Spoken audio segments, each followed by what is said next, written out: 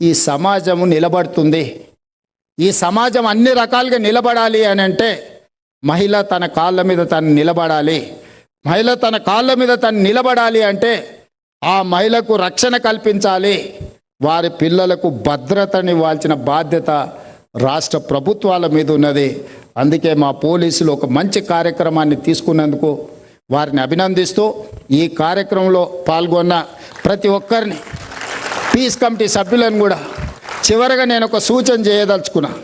ఈరోజు మనం ఎంత కష్టపడి ఎంత ఆర్థిక ప్రగతి సామాజిక ప్రగతి సాధించినా మన పిల్లలు సరైన దారిలో లేకపోతే మన శ్రమంతా వృధా. మన కళ్ళ ముందే మన పిల్లలు వ్యసనాలకు బానిసలైతే ఇది సమాజానికి తీరని దుఃఖం. పంజాబ్ లాంటి రాష్ట్రాలను మనం చూస్తున్నాం, కళ్ళ ముందే నిర్వీర్యం అయిపోయి 50% పైగా, ఒక స్టడీస్లో 70% పంజాబ్ ఉండే సమాజం ఈరోజు డ్రగ్స్కో గంజాయికో ఇతర వ్యసనాలకు బానిసలయ్యి ఈరోజు పంజాబ్ ఒకనాడు పౌరుషానికి దేశ స్వతంత్రంలో నుంచి మొదలు పెడితే దేశ భద్రతలో పంజాబ్లో వీర సైనికులు సమాజం కోసం ఎంతో సేవలు అందించిన వాళ్ళు ఉన్నారు.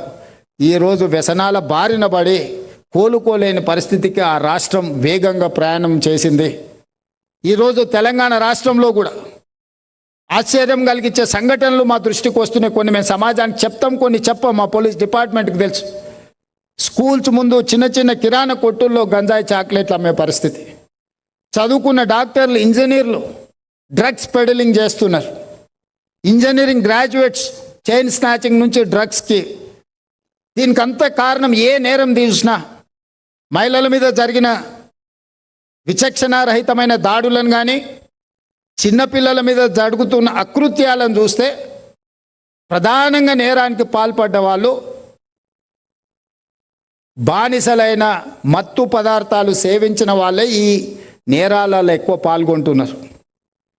నేరానికంటే ముందు వాళ్ళ మనస్తత్వం కానీ నేరానికి పాల్పడ్డప్పుడు వాళ్ళ మానసిక స్థితిని చూసినప్పుడు వాళ్ళు ఈ మద్యానికో ఇతర డ్రగ్స్ గంజాయో లేకపోతే ఇతర వ్యసనాలకు లోనైనోలే ఎక్కువ ఈ నేరాలకు పాల్పడుతున్నారు. ముఖ్యంగా మహిళల మీద జరిగే దాడులను విశ్లేషించినప్పుడు 80% పైగా మత్తుకు బానిసలైనోలే మహిళల మీద ఎక్కువ దాడులు చేస్తున్నారు, చిన్నపిల్లల మీద దాడులు చేస్తున్నారు. ఈ సమాజంలో మహిళలకు రక్షణ కల్పించాలంటే డైరెక్ట్గా ఉమెన్ ప్రొటెక్షన్ కాదు, we have to focus on drugs and other ఈ వ్యసనాలు ఏవైతున్నాయో వాటి మీద దృష్టి పెట్టాలి. అందుకే మన గవర్నమెంట్ వచ్చిన వెంబడే ఈగల్ ఫోర్స్ అని ఒక డిపార్ట్మెంట్ని క్రియేట్ చేసి ఎంపవర్ చేసి వాళ్ళను ఎక్కడున్నా, ఏ స్కూళ్ళు కాలేజీలు ఎక్కడున్నా, పబ్లిక్ ప్లేస్లో ఎక్కడున్నా డ్రగ్స్ పట్ల కఠినంగా ఎంత పెద్దవారున్నా వదలకుండా, వాళ్ళు ప్రజాప్రతినిధులా లేకపోతే వాళ్ళు పెద్ద పెద్ద సెలబ్రిటీసా, వాళ్ళ స్టేటస్ చూడట్లేదు మేము, వాళ్ళు ఏ హోదాలో ఉన్నారని చూస్తలేం, వాళ్ళు ఏ పరిస్థితుల్లో ఈ నేరాలకు పాల్పడుతున్నారో వాళ్ళ పట్ల కఠినంగా వ్యవహరిస్తున్నాం. ఈ మధ్యకాలంలో మీకు తెలుసు, కొంతమంది ప్రజాప్రతినిధులను కూడా అరెస్ట్ చేసి జైలుకు పంపించిన, ప్రముఖులను కూడా అరెస్ట్ చేయడం జరిగింది. ఇందులో ఎవ్వరికి మినహాయింపు లేదు. ముఖ్యంగా నేను పీస్ కమిటీ సభ్యులను నేను అడుగుతున్న, ఒకప్పుడు మత సామరస్యాన్ని కాపాడడానికి మీరు చాలా కీలకమైన బాధ్యత పోషించారు. ఈరోజు ఈ సమాజమే ఒక ప్రమాదానికి గురయ్యే ప్రమాదం ఉంది. మీ ప్రాంతాలలో, మీ గల్లీలలో, మీ స్కూళ్ళ దగ్గర లేకపోతే మీరుండే నివసించే ప్రాంతాలలో ఈ గంజాయి కానీ డ్రగ్స్ కానీ ఈ మద్యం బానిసల వల్ల జరుగుతున్న అంశాలను తక్షణమే మీరు పోలీసుల దృష్టికి తీసుకురావాల్సిన అవసరం ఉన్నది. సమన్వయ కమిటీలను నేను డీజీపీ గారికి, కమిషనర్ గారికి నేను సూచన చేస్తున్నా, ఈ పీస్ కమిటీ ఫోర్స్ని ఈ డ్రగ్స్ రిలేట్ దాంట్లో ఈ సామాజిక బాధ్యతలో వాళ్ళని భాగస్వాములు చేయండి, విస్తరించండి. మత కలహాలు ఉన్నప్పుడు వీళ్ళ అవసరం చాలా ఎక్కువ ఉండే. ఈరోజు వాళ్ళ ప్రయత్నం వల్ల మత కలహాలు తగ్గిపోయిన తర్వాత వాళ్ళకి చేతి నిండా పని లేకుండా పోయింది. వాళ్ళని ఇన్వాల్వ్ చేయండి, సిస్టంలో ఎవాల్వ్ చేయండి. వాళ్ళ గల్లీలో ఎవడైనా గంజాయి అమ్మితే మీకు ఒక ఇన్ఫర్మేషన్, కౌన్సిలింగ్ చేయడానికి ఆ గల్లీలోనో, ఆ బస్తీలోనో, లేకపోతే ఆ కాలనీల్లో, ఆ అపార్ట్మెంట్ అసోసియేషన్లను ఇది ఒక సబ్జెక్ట్ కింద పెట్టండి. మొన్న నేను గవర్నర్ గారి దగ్గరికి వెళ్ళినప్పుడు స్కూల్ అడ్మిషన్లని అప్లికేషన్లో ఒక కాలం పెట్టమన్నారు. వాళ్ళ అండర్టేకింగ్ లాగా నేను డ్రగ్స్ కానీ ఏ రకమైన ఇట్లాంటివి నేను అబ్యూజ్ చేయను అని. సో నేను క్లియర్గా ప్రభుత్వానికి అధికారులకు ఆదేశాలు ఇచ్చిన. ఈరోజు రేపటి భవిష్యత్తులో గవర్నమెంట్ కానీ ప్రైవేట్ స్కూల్స్ కానీ ఒక కాలం కింద ఖచ్చితంగా వాళ్ళు అండర్టేకింగ్ ఇవ్వాలి. We're not going to abuse any drugs or any synthetic drugs or anything. అదొక కాలం పెట్టుకోవాల్సిన అవసరం ఉన్నది. సెల్ఫ్ డిక్లరేషన్లో వీటన్నిటిని తీసుకొని రావాలి. మనం చర్చ చేయకుంటుంటే సమస్య లేదని అనుకోకండి. కొన్ని అంశాలు మనం ఏమనుకుంటాం అంటే చర్చిస్తే బాగుండదేమో, దీని మీద మనం చర్చ చేస్తే సమాజం ఏమనుకుంటుందని. చర్చించనంత మాత్రాన సమస్య పరిష్కారం అయితే సమస్య లేదని మీరు భావించకండి. ఈరోజు మాట్లాడాల్సిన పరిస్థితి వచ్చింది. ఒకప్పుడు మహిళల మీద జరిగే దాడులు గృహహింస కిందనో కుటుంబ హింస కిందనో ఇంట్లోనే ఒక పరిధిలో ఉండేది. ఈరోజు కొంచెం ఓపెనపై మాట్లాడే పరిస్థితి వచ్చింది. సిస్టమ్ వాళ్ళకు నిలబడే పరిస్థితి వచ్చింది.